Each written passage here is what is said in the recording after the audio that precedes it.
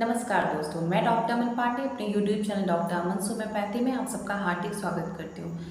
Friends, आज मैं बात करने वाली हूँ बहुत ही कॉमन प्रॉब्लम के बारे में जो कि अक्सर हम लोग को महिलाओं में देखने को मिलती है, जिसका नाम है प्रूराइटिस वल्वा या फिर योनि में खुजली।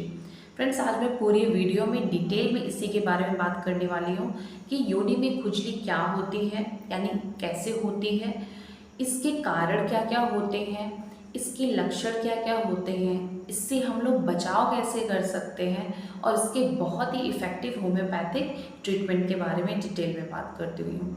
तो फ्रेंड्स, हम लोग आज बात करेंगे योनि में खुजली, यानी कि मोस्टली महिलाओं में हम लोग को देखने को मिलता है, यानी कि मेरे पास जो पेशेंट आती हैं उनमें कई बार ये लक्षण देखने को मिलते हैं कि वो पेशेंट बताती हैं कि मैम इतनी ज़्यादा खुजली होती है उनको कि वो खुजली करते जाती हैं, जिसकी वजह से खुजलाते समय तो उनको सही लगता है, लेकिन उसके बाद उनको बहुत ही ज़्यादा जलन महसूस होती है, जिसकी वजह से वो लोग बहुत ही ज़्यादा परेशान हो जाती हैं।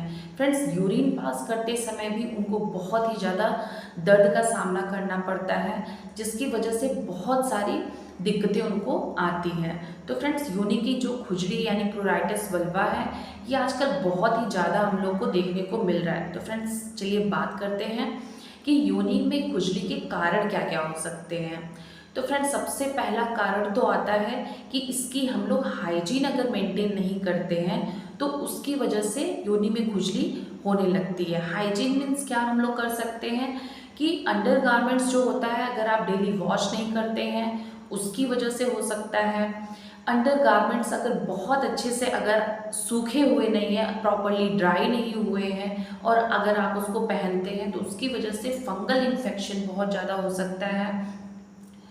थर्ड चीज़ें अगर देखें तो अगर सेंटेड कोई परफ्यूम वगैरह या फिर केमिकल वाली चीज़ या फिर सोप से यानी साबुन से आप अगर वॉश करते हैं तो उसमें बहुत सारे केमिकल्स होते हैं, जिसकी इरिटेशन की वजह से वहाँ पे खुजली होना स्टार्ट हो जाती है। थर्ड कॉज की बात करें तो कई तरह की इन्फेक्शन होते हैं, जैसे बैक्टीरियल ईस्ट इन्फेक्शन, कैंडिडियासिस या फिर सेक्सुअली ट्रांसमिटेड इन्फेक्शन की वजह से भी खुजली होती है।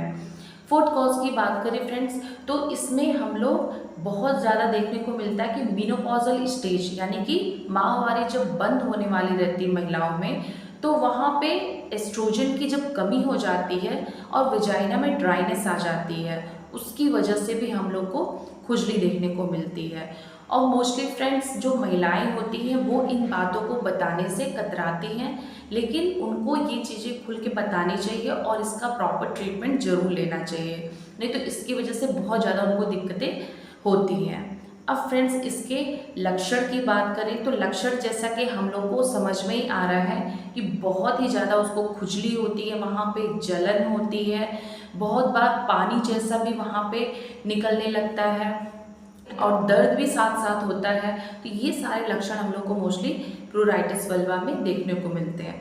अब फ्रेंड्स, इसके जो बचाव की बात करें कि इसके बचाव के लिए हम लोग क्या क्या कर सकते हैं, तो फ्रेंड्स, बचाव में इसका हम लोग कर सकते हैं कि जो इसके कारण है वही चीज़ें अगर हम लोग ना यूज़ करें या फिर प्रॉपरली उसको मेंटेन करें। जैसे फ्रेंड्स, एक बचाव की बात करें तो सारी ऐसी लड़कियां आती हैं जहाँ पे हम लोग को ये जो योनि में खुजली है देखने को मिलता है कि मेंसेस उनका कंप्लीट हुआ है, उसके बाद से उनको ईचिंग वाली समस्या हो गई है।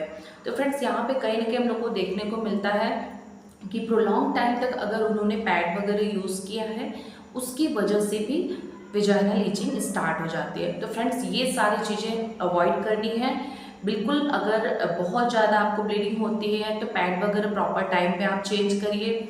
जो अंडर गारमेंट्स है उसको प्रॉपरली वॉश करिए, उसको ड्राई करिए धूप में अच्छे से, फिर ही तभी उसको यूज़ करिए। बरसात के मौसम में हम लोग को मोस्टली देखने को मिलता है तो कपड़े नहीं सूखते हैं, तो हल्का गीला भी अगर आप कपड़ा पहनते हैं तो मोस्टली ये फंगल इन्फेक्शन बहुत ही ज़्यादा खतरा होता है पहुंचने का। तो फ्रेंड्स, ये सारी चीज़ें अवॉइड करनी है। सेंटेड सोप वगैरह ये सब चीज़ें अवॉइड करनी है कि इससे वॉश वगैरह नहीं करना है। प्रॉपर अगर आपको बहुत ज़्यादा दिनों तक अगर दिक्कत होती है तो आपको प्रॉपर ट्रीटमेंट लेना है। घरेलू उपचार में आप अगर बहुत रिसेंट की चीज़ें हैं तो आप नारियल का तेल यूज़ कर सकते हैं, जिसके लिए हम लोग को बहुत आराम मिलता है। अब फ्रेंड्स बात करते हैं इसकी होम्योपैथिक मेडिसिन के बारे में। तो फ्रेंड्स यहाँ पे मैं 5 होम्योपैथिक मेडिसिन की बात करूँगी जो कि बहुत ही इफ़ेक्टिव होती हैं। सबसे पहली मेडिसिन है पल्सेटिला। फ्रेंड, पल्सेटिला एक ऐसी मेडिसिन है जो महिलाओं में अधिकतर प्रॉब्लम में हम लोग दे सकते हैं, जिसमें हम लोग का ये प्लूराइटिस वल्वा भी आता है। अब पल्सेटिला की पेशेंट होती कैसी है? फ्रेंड्स, पल्सेटिला की जो पेशेंट होती है बहुत ही माइल्ड नेचर की होती है, वीपिंग टेंडेंसी होती है, यानी बात बात में उसको रोना आ जाता है, बातें बहुत जल्दी लग जाती हैं उसको।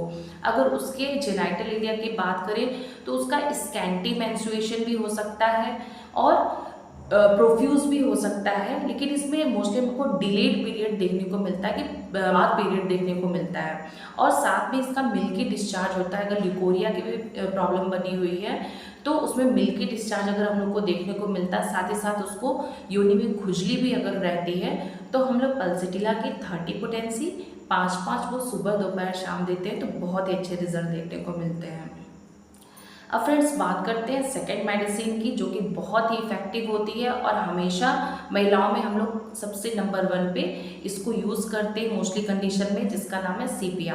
फ्रेंड्स, सीपिया एक ऐसी मेडिसिन है जो कि ऐसी महिलाओं में दी जाती है जो बहुत ही चिड़चिड़े स्वभाव की होती हैं, जिनको कोई चीज़ें बर्दाश्त नहीं होती है। कोई भी उनके अगेंस्ट बात किया तो वो चिड़चिड़ापन आ जाता है उनके अंदर, बहुत ही ज़्यादा इरिटेबिलिटी रहती है और इनकी जो मेंस्ट्रुअल साइकिल रहती है वो भी इरेगुलर रहती है। हार्मोनल इम्बैलेंस की कंडीशन देखने को मिलती है।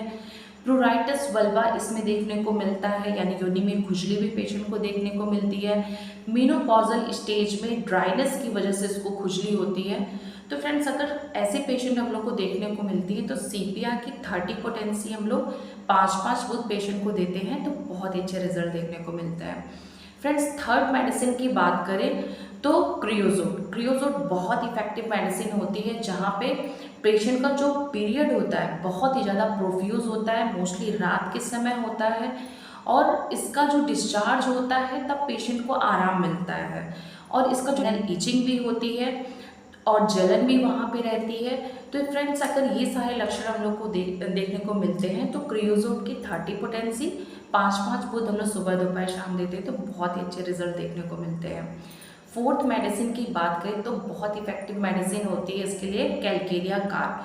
फ्रेंड्स, कैलकेरिया कार्ब हम लोग ऐसे पेशेंट को दे सकते हैं जो कि देखने में फेयर फैटी फ्लैबी दिखती है, बहुत ही ज़्यादा वो सेंसिटिव होती है कोल्ड की, बहुत ज़्यादा उसको सर्दियाँ लग जाती हैं, उसको स्वेटिंग बहुत ज़्यादा होती है, पसीना बहुत आता है, जिया की कंडीशन रहती है, बहुत ही ज़्यादा मेंस्ट्रुअल साइकिल जो रहती है उसकी यानी ब्लीडिंग बहुत ज़्यादा दिनों तक रहती है।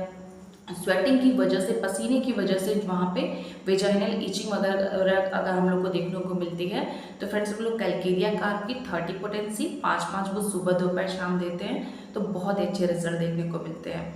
अपने फ्रेंड फिफ्थ मेडिसिन की बात करते हैं। ये बहुत ही इफ़ेक्टिव मेडिसिन होती है प्लूराइटिस वल्वा के लिए, जिसका नाम है कैलेडियम। फ्रेंड्स, कैलेडियम बहुत ही इफेक्टिव मेडिसिन होती है जहाँ पे वेजाइनल डिस्चार्ज होता है, उसके साथ साथ खुजली होती है। अगर फ्रेंड्स ये सिम्टम हम लोग को देखने को मिलते हैं, अगर कंपेयर करें इसको सीपिया के साथ, सीपिया में हम लोग को ड्राइनेस मिलती है, उसकी वजह से खुजली होती है योनि में, तो हम लोग सीपिया दे सकते हैं। और कैलेडियम के केस में अगर पेशेंट को डिस्चार्ज हो रहा है यानी ल्यूकोरिया की प्रॉब्लम है, उसके साथ साथ अगर खुजली हो रही है, तो हम लोग कैलेडियम की 30 पोटेंसी 5-5 वो सुबह दोपहर शाम देते हैं, तो बहुत ही अच्छे रिजल्ट देखने को मिलते हैं। तो फ्रेंड्स, आपको मेरा वीडियो कैसा लगा कमेंट बॉक्स में ज़रूर बताइएगा। आपको आगे कौन कौन सी बीमारियों के बारे में जानना है तो कमेंट बॉक्स में ज़रूर बताइएगा, मैं उस पर वीडियो बनाने की कोशिश करूँगी। और फ्रेंड्स, अगर आपने मेरे चैनल को अभी तक सब्सक्राइब नहीं किया है तो ज़रूर सब्सक्राइब करिए, लाइक करिए और शेयर करिए, और बेल आइकन जरूर दबाइएगा।